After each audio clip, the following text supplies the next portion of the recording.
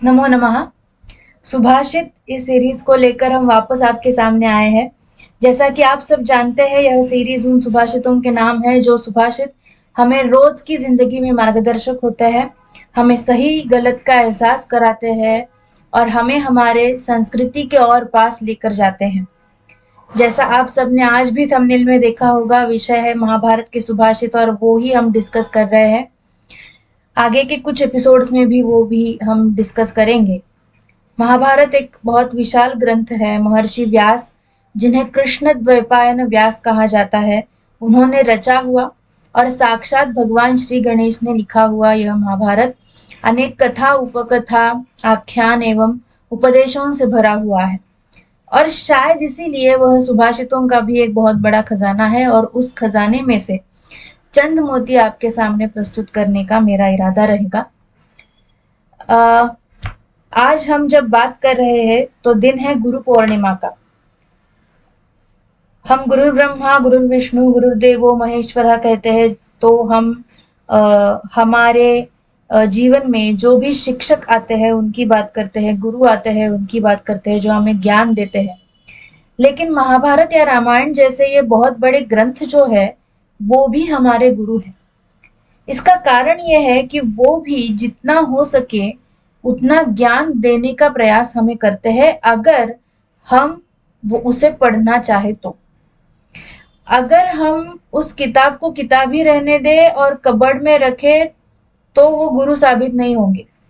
लेकिन अगर आप उन्हें खोले और देखे और पढ़े तो आपको ये रियलाइज होगा, जो हमें भी रियलाइज होता है, कि महाभारत और रामायण ये जो ग्रंथ है वो किसी गुरु के बराबर ज्ञान देते हैं।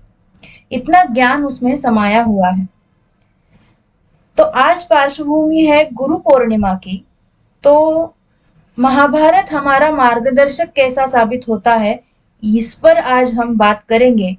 पर और एक पार्श्वभूमि है जो आज के इस लाइव सेशन के लिए है।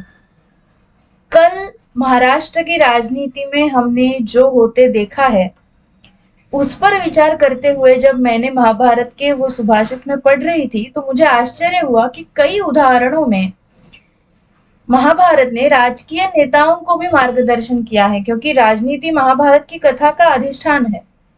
वो बस युद्ध की कहानी नहीं है, मतलब वो युद्ध की कहानी है इसलिए रोचक है, मनोरंजक है, लेकिन उससे भी बढ़कर वह मार्गदर्शक एवं प्रेरणादायी कहानी है राजनीति के ऊपर। कैसी राजनीति करनी चाहिए, राजा कैसा होना चाहिए, राज्य कैसा करना चाहिए, राज्य की रक्षा कैसे करनी चाहिए, उसका जो वर्धन है वो कैसा करना चाहिए, एक्सपांशन जिसे हम कहते हैं, वो कैसा करना चाहिए। इन सब पर मार्गदर्शन किया हुआ है महाभारत ने। तो वो जब मैं पढ़ रही थी तो मुझे आश्चर्य हुआ कि जो भी सर्वसाधारण ज्ञात कथा है महाभारत की, उससे ज्यादा कई ऐसे विषय पर महाभारत बोलता है जो हमें आज भी काल सुसंगत दिखाई देता है।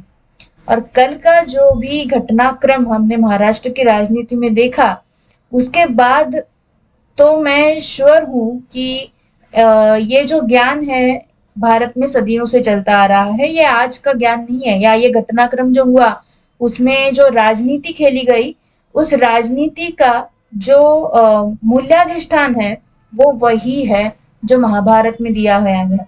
और शायद महाभारत के पहले भी होगा और महाभारत ने इसे संजो के रखा है। तो आज हम ऐसे ही कुछ सुभाषितों पर बातें करेंगे और देखेंगे कि कल महाराष्ट्र की राजनीति में जो हुआ उससे कुछ अगर हम रिलेवेंस बता सके तो ये बहुत बड़ी बात है।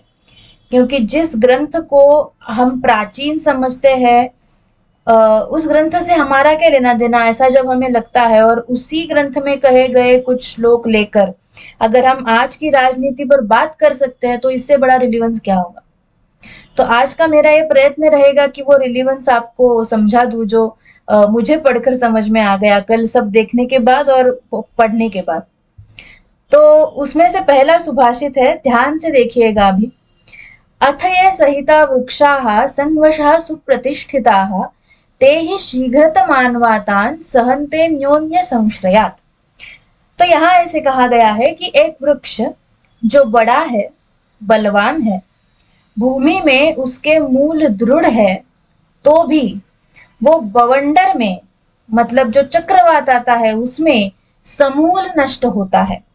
इसके विपरीत एक साथ खड़े हुए जो वृक्ष होते हैं वो एक दूसरे के आधार से बच जाते हैं।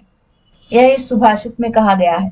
कल जो महाराष्ट्र में हुआ, वहां आप देख सकते हैं कि कोई एक ऐसा वृक्ष, यानी कोई एक ऐसी पॉलिटिकल पार्टी हो या फिर कोई एक ऐसा राजकीय नेता हो जो बहुत बड़ा हो, उसे लेगेसी हो, उसके साथ वो बलवान हो, वो दृढ़मूल हो, यानी कि उसे बहुत साल का जो है अनुभव हो, लेकिन अगर बवंडर आ गया तो वो समूल नष्ट होता है। और इसके विपरीत एक साथ खड़े हुए वृक्ष एक दूसरे के आधार से बच जाते हैं। यानी कि अगर आप समूह में खड़े हो तो आप परिवार की तरह एक दूसरे को बचाने का प्रयत्न करेंगे, एक दूसरे के साथ खड़े हो जाएंगे। और बवंडर में जबकि आप बड़े वृक्ष नहीं हो, सुविरूढ़ नहीं हो, मतलब जैसे हम कहते हैं मूल आपके दृढ़ है और बहुत सारा अनुभव है आपके साथ, ऐसा नहीं भी हो, लेकिन आप अगर समूह में हो, एक साथ हो, तो बच जाते हैं बवंडर से। तो ये हमने इस इन आंखों से देखा है कल जो हुआ है महाराष्ट्र की राजनीति में। दूसरा जो सुभाषित है वो कहता है, अध्यन्ते न ह्यविश्वस्तः शत्रुभिर्दुर्बला अपि विश्वस्तास्तेषु वध्यन्ते बलवन्तोऽपि दुर्बलैः। तो इसका अर्थ यह है कि जो सजग होते हैं वह दुर्बल हो तो भी वे नष्ट नहीं होते, लेकिन बेफिक्र या सजग ना रहने वाले जो होते हैं वो बलवान होने पर भी नष्ट होते हैं। ये भी हमने कल देखा कि एक जो सदियों से बलवान समूह समझता आया है महाराष्ट्र, जहां पे उनके मूल बहुत दृढ़ है उस पॉलिटिकल पार्टी के, लेकिन वो बेफिक्र रहे, वो सजग नहीं रहे। और उसका परिणाम क्या हुआ कि जो सजग है लेकिन उससे ज्यादा लेगेसी या अनुभव जिनके पास नहीं है, वो उन्हें नष्ट कर गए। वो दुर्बल थे लेकिन वो सजग थे, उन्हें पता था कि क्या करना है, कब करना है और शत्रु पर हमला कब करना है, ये उनको पता था। और जब उनको शत्रु बेफिक्र या सजग ना रहने वाला दिखाई दिया तो उन्होंने हमला किया, और जो हुआ वो हम सभी ने कल देखा। देखिए, एक एक श्लोक से हमें पता चल रहा है कि राजनीति का जो मूल है बहुत पहले जाता है भारत में, सदियों से चलता रहा है ये। और ये जो नीति है वो नीति समझना बहुत जरूरी है अगर आप राजनीति में अपना भविष्य बनाना चाहते हैं। तीसरा जो सुभाषित है वो कहता है, नात्म छिद्रम रिपुर विद्या विद्या छिद्रम परस्य तु गुहेत कुर्म इवांगानी रक्षेत विवरमात्मनः। तो ये कहता है कि खुद का मर्मस्थान जो है वो शत्रु से छुपाए रखना चाहिए और शत्रु के मर्मस्थान जान लेने चाहिए। जिस प्रकार कछुआ अपने सर्व अंग या अवयव अपने ही शरीर में छुपाए रखता है, उस प्रकार राज्य के सर्व अंग गुप्त रखने चाहिए और अगर कहीं छेद हो तो उसे छुपाना चाहिए। ये बात भी हमने देखी कि जिस प्रकार सत्ता में जो पॉलिटिकल पार्टी थी उन्होंने खुद का मर्मस्थान शत्रु से छुपाए रखा और शत्रु का जो मर्मस्थान है वो जान लिया। मर्मस्थान यानी क्या कि जिस पर घाव करने पर नष्ट होने से उसको कोई नहीं बचा सकता।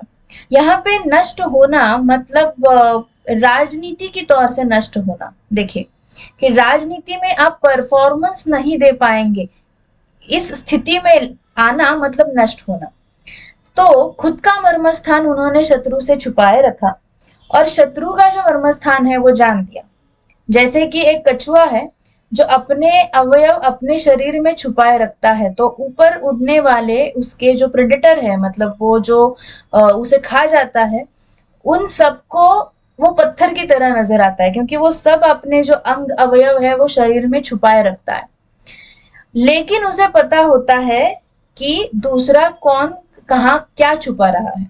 तो उसी प्रकार राजनीतिज्ञ को भी होना चाहिए, दूसरों के मर्मस्थान जान लेने चाहिए। और अब हमारे जो शरीर में छेद है, सुराख है, यानी जहां पे वो अगर वार करे तो हमारा बचना मुश्किल है, ये जो स्थान है हमारे खुद के वो छुपाए रखने चाहिए, और ये अगर आप करें तो आप यशस्वी हो सकते हो।